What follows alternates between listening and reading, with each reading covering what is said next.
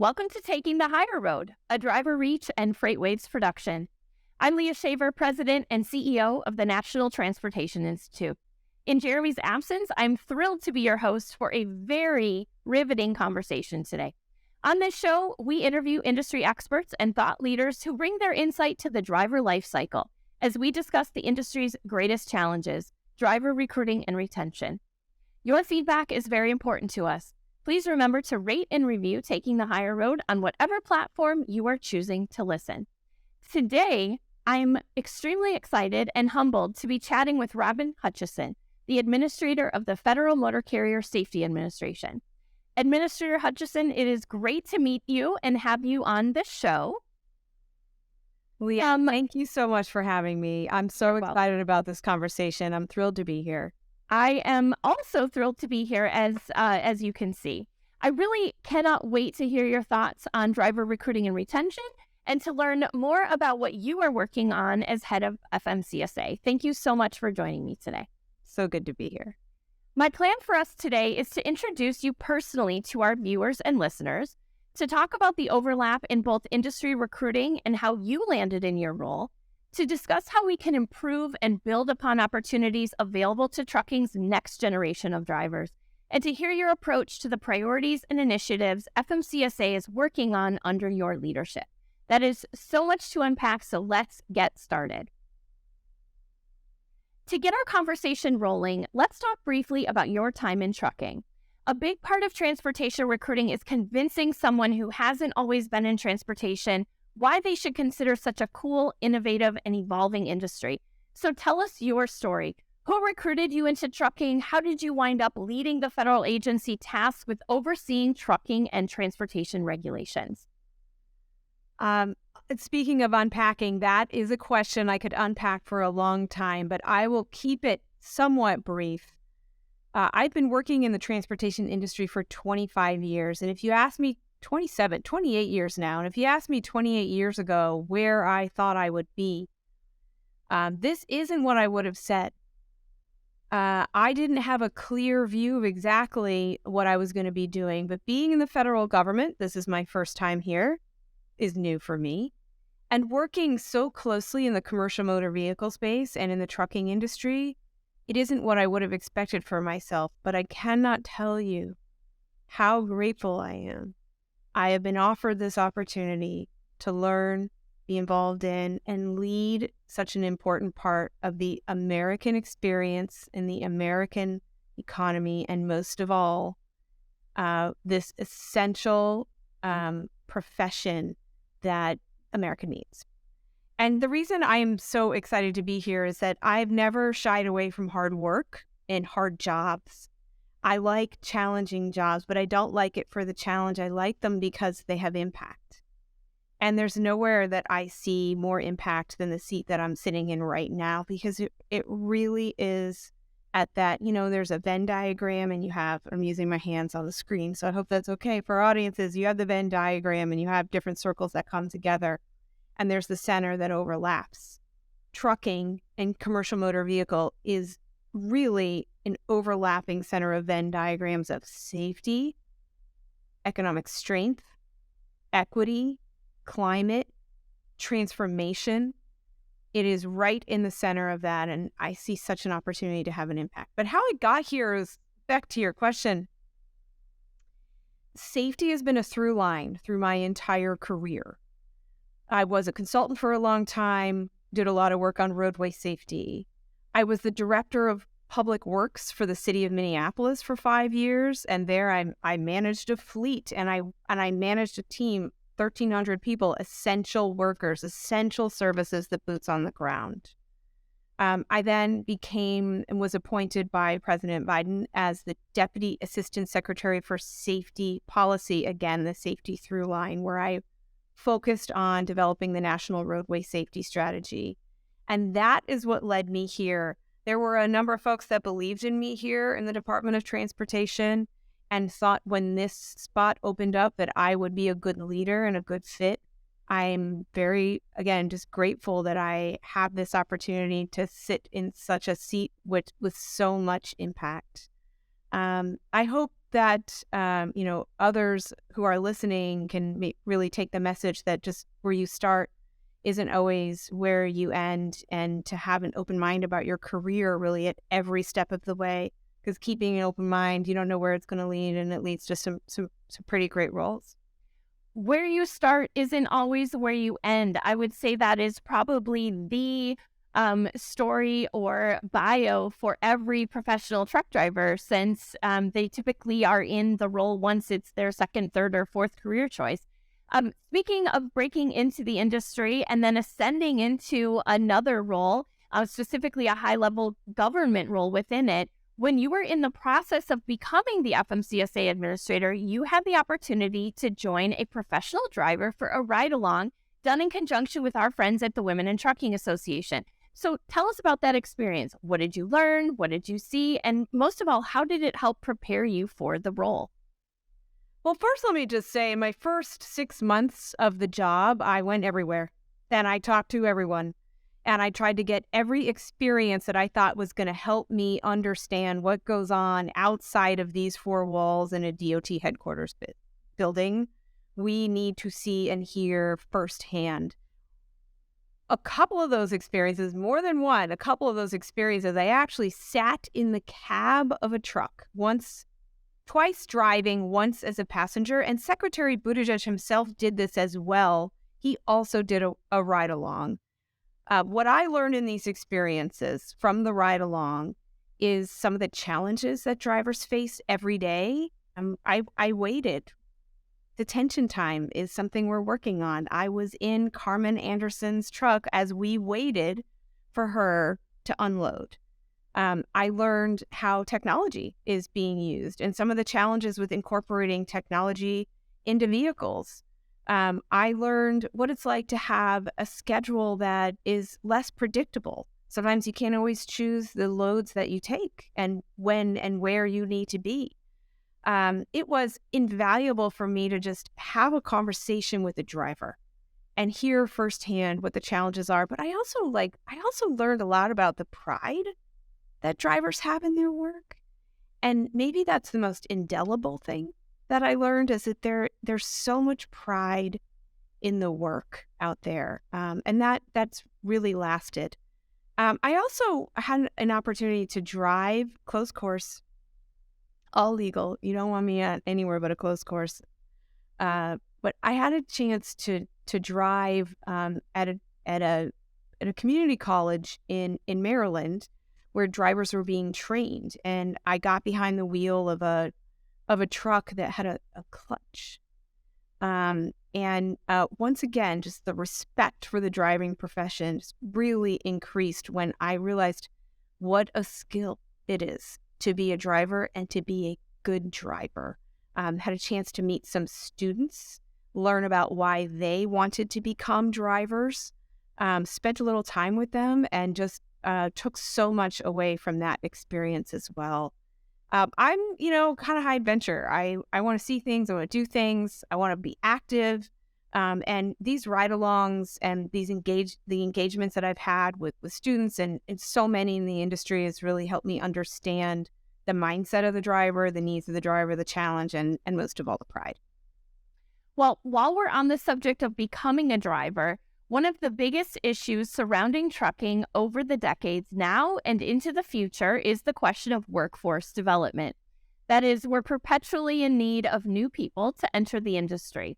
Part of the mosaic of solutions that I talk about is drawing a broader set of demographics to the industry than in years past. So specifically, younger people and women. On the topic of women and trucking, one of the chief ways that your agency as a regulatory body is engaging with the industry and other stakeholders on this topic is FMCSA's Women of Trucking Advisory Board, which was established just last year in 2022. Tell us what the board is working on, what its goals are, either from a DOT perspective, yours personally, but in general, what are the goals for the group? The goal for this group, so it's a 16-member committee. It is part of the bipartisan infrastructure law. It is to support women to pursue careers in trucking, to expand scholarship opportunities, to enhance truck training, mentorship, education, outreach programs. And it is for women to advise us on all of these topics so that more women will be both recruited and retained in the industry.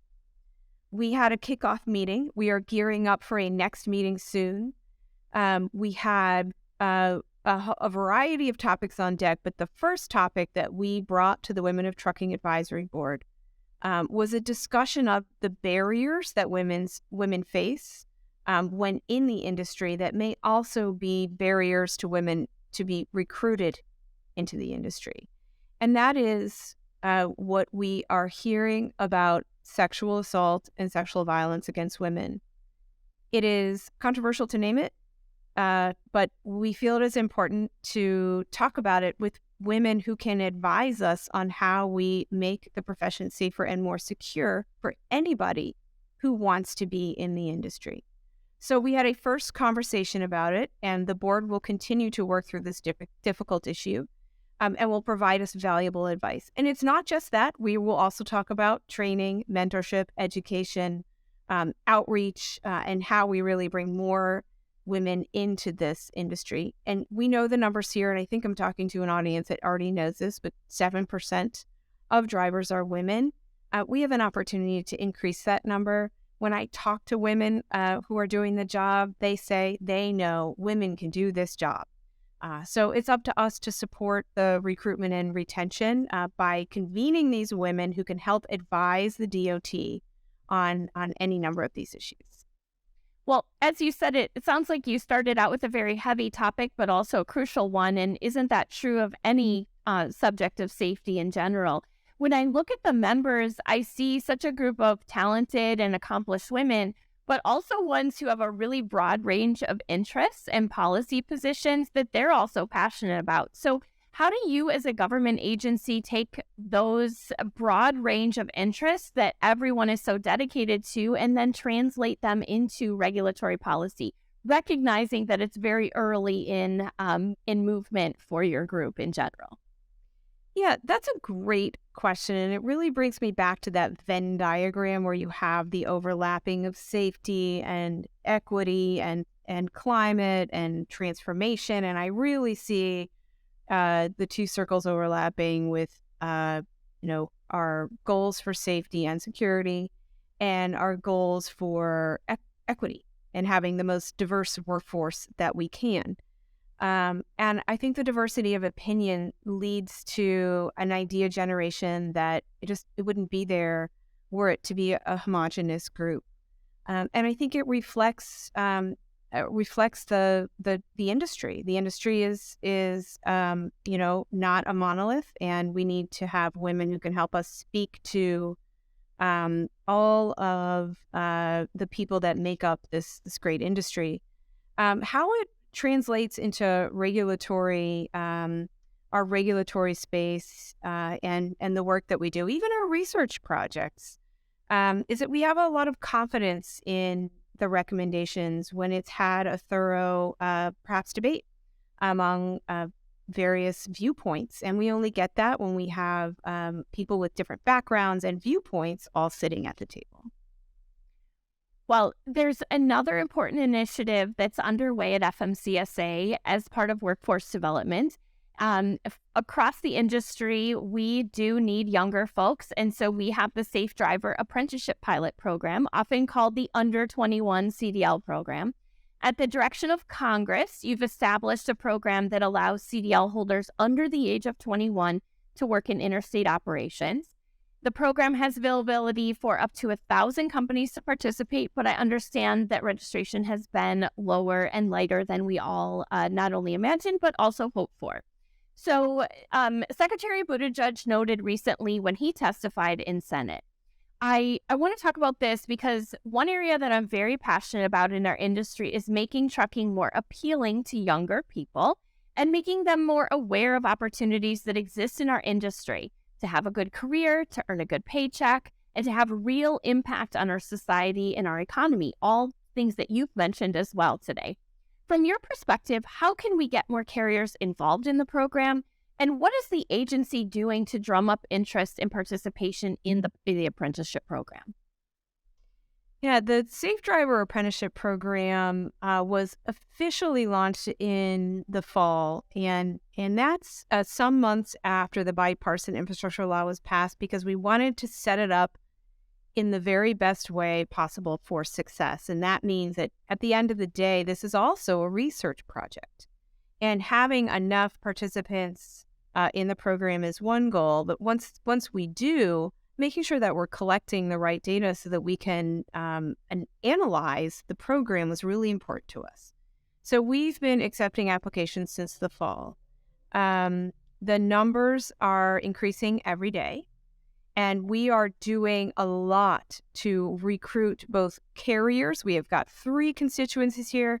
We've got the carriers, we have the experienced drivers, and we have the apprentice drivers. And we're doing a lot to recruit into the program all 3 ways. So the goal is to recruit younger people into the industry. I completely agree. It is great to have exposure to them, but it needs to be a good experience with an experienced driver that helps them be coached and have like a lasting career once they're in the program. We have a number of things that we have been doing and more on deck. We've done several webinars. We have we've been visiting with companies. We've been doing social media campaigns. We've been encouraging the carriers that are participating to work with vocational schools and community colleges to recruit younger drivers. And we're going to re-up all of this work in another push to make the industry aware of the opportunity and how to participate. So I would be on the lookout for another kind of campaign, if you will, to make sure that carriers, their experienced drivers, and younger drivers all know how to access this program. All right. Well, I think this is a great segue into our deeper dive questions. If you're not a regular listener, our deeper dive comments and questions come from listeners. And we have a special one this week. We have one this week from a recruiting professional that's a regular listener, and also one from a professional driver. We specifically sought out questions from our driver audience to see if they had anything that they wanted to ask you. So first up, the question from our recruiting pro. Right now, trucking's workforce, is made up predominantly of Gen Xers, with a lot of baby boomers still hanging on as well. That's while the industry struggles to make inroads with millennials, who are the largest cohort in the workforce today. We need younger drivers to be trained and mentored by more experienced drivers, but there's often a disconnect between baby boomers and millennials. They see things differently, they have different expectations, and often there's a communication gap because of it. Millennials want to see the industry evolve. Baby boomers are often very stuck in their ways. How do we as an industry bridge the gap to millennials and even to the Gen Z generation, which are graduating high school and considering their career options? This is such a good question. I'm struck, I'll just admit I'm a Gen Xer. Yes. Yeah. Me too. I'm like in the middle of Generation X. And even the question, it's so on brand that the question kind of skips over Gen Xers and sort of pits millennials and boomers. But here's Gen X in leadership positions with a thing or two where we might be able to influence outcomes for younger people. We have a huge vested interest in this and in making sure young people who come into the industry stay. We have data. Drivers who have been on the road the longest are the safest. We know that. So it's our safety mission to keep drivers, to recruit younger drivers and keep them driving, because we believe it will have an outcome for safety to reduce crashes and fatalities on our roadways. So there's a few ways that we are committed to this. One is the Safe Driver Apprenticeship Program. One is, as you mentioned earlier, having diverse viewpoints around the table, hearing from folks who maybe we haven't heard from before to help bring the diversity of ideas. The Women of Trucking Advisory Board is one of them. The Truck Leasing Task Force, which has yet to be announced but is close, I will tell you that, is another way to bring the diversity of ideas in. Another thing we're doing is we want to make the most of every single grant dollar we have. The bipartisan infrastructure law just about doubled our grant money. And there are some discretionary, i.e. competitive programs out there. And we are recruiting applicants that maybe haven't been to the table before. And in particular, working closely with community colleges. Our CMV OST program is a great place to recruit new applicants. Our CDLPI, these are all acronyms. They are all on our website. But our grant programs are a way to reach younger people and bring them to the table. We also have some job quality kind of work. We are engaged in a compensation study, a detention time study, a truck leasing, large truck causal factor study, and it's a mouthful. But these are all ways that help us understand what conditions would cause someone to stay or leave in the industry. So as young people come in, they stay. If we can solve some of these underlying problems, then they become the safest drivers on the road. And then we're really reaching our goals of 0 fatalities on our road. So it is critical. And I thank whoever submitted this question. Thank you so much for this question. It is spot on, and it allowed me to really highlight a lot of our work. Well, our second deeper dive question, as I mentioned before, is from a professional driver. We told them that you said that the voice of the driver is very important to FMCSA. What do they want you to know? And here was the top question that we got several times.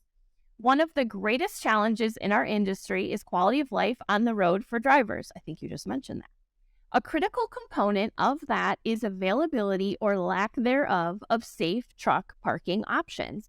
How is the agency interfacing with Congress, states, private industry, and other DOT agencies to address this issue? What is in the works? What does the current administration want to see happen on this issue? Truck parking is almost daily somewhere on my agenda, in my schedule, in my conversations. It is a top priority for Secretary Buttigieg, and he has done several interviews. He has participated in meetings with industry and stakeholders on the issue of truck parking. It is a top priority for us. We need to work across the Department of Transportation.